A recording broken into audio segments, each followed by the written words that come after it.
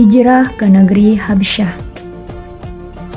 Dalam masa menghadapi rintangan dan permusuhan yang hebat itu, Nabi Muhammad telah memberi izin kepada sahabat-sahabatnya untuk hijrah mengungsi ke negeri Habsyah, Ethiopia, suatu kerajaan di benua Afrika. 10 orang laki-laki dan 5 orang perempuan berangkat ke tempat itu. Setelah 3 bulan lamanya mereka tinggal di sana, barulah mereka kembali ke negeri Mekah. Memutuskan perhubungan. Setelah orang-orang kafir itu melihat segenap usahanya yang tersebut tiada juga memberikan hasil, mereka mencari jalan lain pula. Nabi Muhammad dan sahabat-sahabat serta keluarga mereka yang berpihak kepadanya diikuti dan dipisahkan pada suatu tempat.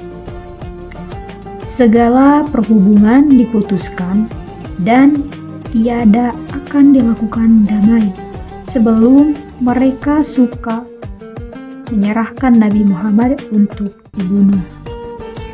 3 tahun lamanya pemboikotan berjalan sampai mereka memakan daun-daun kayu karena ketiadaan makanan. Percobaan yang hebat ini dihadapi mereka dengan hati yang tabah. Tiada seorang pun yang mundur dari agamanya, sampai akhirnya orang-orang kafir itu sendiri membatalkan pemboikotannya itu. Hijrah lagi ke negeri Habsyah. Selama pemboikotan tersebut, Nabi Muhammad menyuruh sahabat-sahabatnya hijrah ke negeri Habsyah untuk meringankan penderitaan mereka.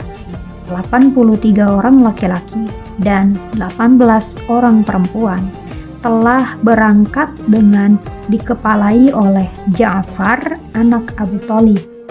Di sana mereka diterima dengan baik oleh Najasyi, Raja Habsyah. Waktu kejadian itu diketahui oleh orang-orang kafir Mekah.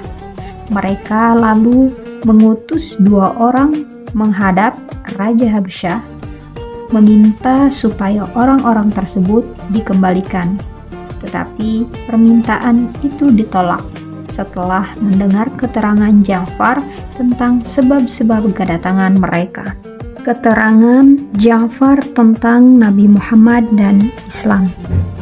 Di hadapan Raja Habsyah, Ja'far memberikan keterangan tentang hal Nabi Muhammad dan agama Islam.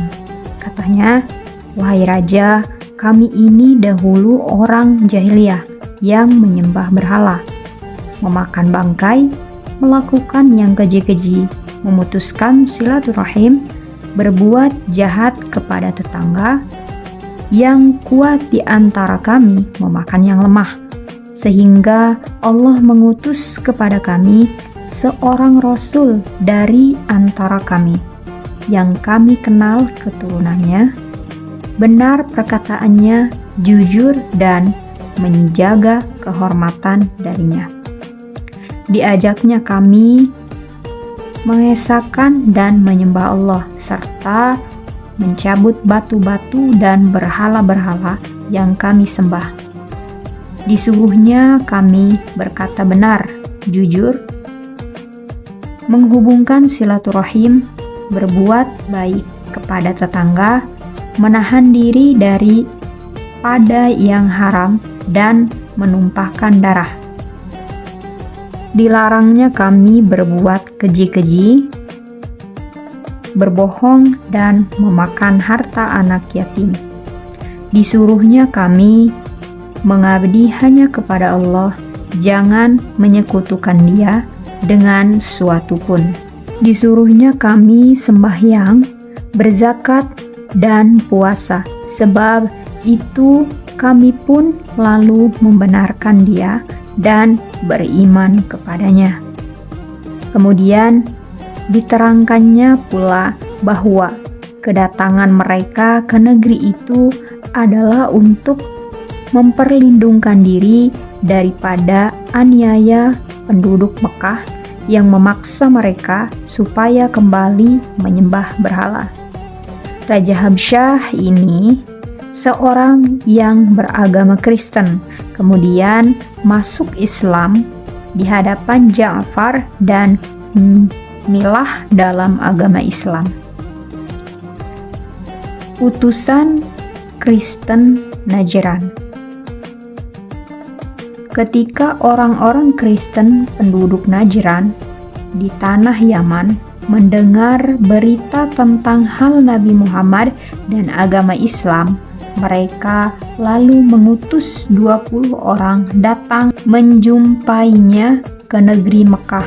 Semuanya lalu beriman dan setelah mendengar ayat-ayat Al-Quran dan keterangan tentang kebenaran dan kesucian agama Islam, mereka kembali ke negerinya.